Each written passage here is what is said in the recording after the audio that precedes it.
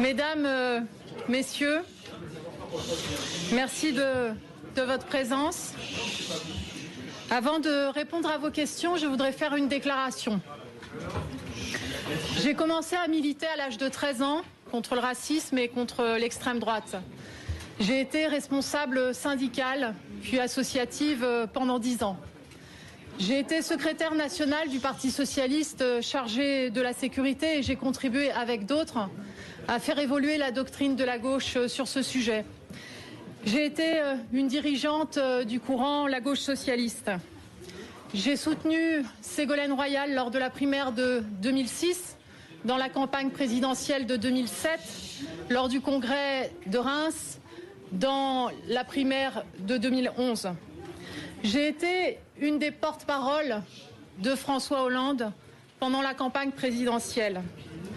Députée des Deux-Sèvres depuis 2007, j'ai été réélue au premier tour en 2012.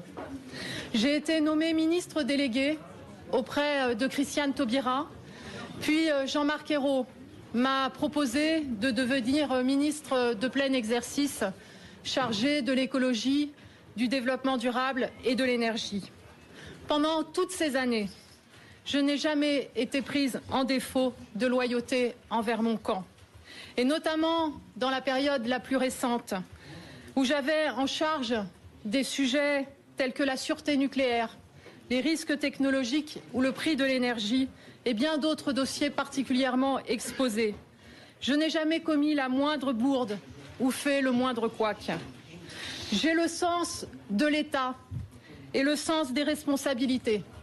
On me l'a d'ailleurs reproché. Je n'ai commis mardi matin ni une erreur, ni une faute. Je n'ai pas davantage manqué à la solidarité gouvernementale.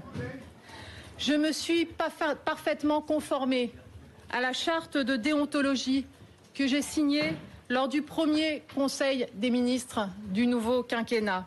Cette charte prévoit la collégialité. Il n'y a pas eu de débat collégial au sein du gouvernement sur les arbitrages budgétaires, comme il n'y en a plus dans d'autres sujets. Je veux rétablir cette vérité. En aucun cas, je n'ai manqué à la solidarité gouvernementale, y compris sur le cœur de cette solidarité qui est le budget. J'ai, en des termes francs, mais mesurés et responsables, ouvert un débat politique nécessaire. Car ce budget marque un tournant par rapport à la volonté de mener à bien la transition écologique. Je n'ai pas accepté ce tournant en silence et j'ai fait 3 demandes précises. Que le budget de l'ADEME ne soit pas amputé de 80 millions d'euros et d'une réduction de 14,6% quand la règle fixée par le Premier ministre pour tous les opérateurs, c'est moins 10%. Que la moitié des investissements d'avenir soit consacrée à la transition énergétique. Que la fiscalité verte serve à financer l'écologie et ne soit pas synonyme d'un nouvel impôt de l'austérité qui frapperait les plus modestes. Ma conviction, c'est que si tout était clair dans ce qui a conduit à ma mise à l'écart, ces demandes n'auraient pas été considérées comme déraisonnables. Ce n'était pas hors de notre portée en termes de choix politiques dans le respect du désendettement qui a été décidé. Que l'écologie soit soumise à des restrictions budgétaires parce qu'il faut désendetter la France, je l'assume et je l'ai assumé dans le projet de loi de finances en 2013. Mes demandes budgétaires pour 2014, pour celles qui n'ont pas été réglées directement avec Bernard Cazeneuve, sont remontées à l'arbitrage du Premier ministre qui a décidé. Le Premier ministre, cette année, a décidé de changer de méthode en faisant les arbitrages sans discussion directe avec les ministres concernés. Quelque chose a changé dans le fonctionnement gouvernemental. Mon éviction est aussi un message à mes ex-collègues pour leur dire que c'est fini la collégialité au sein du gouvernement. La forme et le fond se rejoignent, car d'autres éléments ont exacerbé la crispation du Premier ministre à mon égard.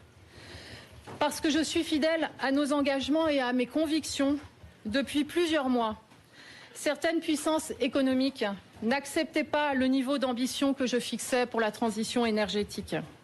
Ce combat s'est cristallisé notamment sur la question des gaz de schiste et plus discrètement sur la réduction de la part du nucléaire en France. Ces forces dont je parle ne se sont pas cachées de vouloir ma tête. Mais si le gouvernement avait été solidaire, elle n'y serait pas parvenue. Est-il normal que le patron de l'entreprise Vallourec, directement intéressé par l'exploitation des gaz de schiste, ait pu annoncer ma marginalisation des semaines à l'avance devant des responsables de son entreprise aux États-Unis? Que le patron de Vallourec dise que je suis un désastre parce que je fais rempart au gaz de schiste et que je veux réduire la part du nucléaire, c'est une chose. Qu'il annonce ma mise à l'écart à l'avance, c'en est une autre. De quelles informations disposait-il pour être si sûr de lui? Est-il normal que des conseillers de Matignon et de l'Élysée me critiquent publiquement dans la presse? Comment se fait-il que le texte de la réponse de la France à la consultation de la Commission européenne sur les gaz de schiste n'était toujours pas déposé auprès de la Commission européenne samedi dernier? C'est sur l'écologie aujourd'hui, en partie, que se concentre l'affrontement avec le monde de la finance et avec la politique d'austérité. Mon constat, c'est que sans une société mobilisée, le changement ne sera pas possible. Les forces opposées au changement sont puissantes. Le moment est venu de se mobiliser pour faire face aux forces financières qui bloquent l'action de la gauche. J'assume donc ma responsabilité d'être une lanceuse d'alerte pour la gauche, pour l'écologie, pour tous ceux qui aspirent à des changements profonds dans notre société. Je ne suis pas une victime. J'aurais voulu continuer le travail que j'avais entrepris depuis 1 an et en voir les résultats. Ce que je n'accepte pas, c'est l'abandon, c'est le fatalisme, c'est le tournant et le renoncement à l'espoir du 6 mai. À ce jour, je n'ai pas de projet précis, mais j'aspire à trouver sur mon chemin les aides nécessaires pour changer le cours des événements. Je reviendrai à l'Assemblée nationale et, fidèle à mes électeurs, je continuerai le combat dans la majorité. Mon engagement pour l'écologie va aussi se poursuivre. J'apporterai mon aide et mon expérience à la Fondation de Nicolas Hulot pour la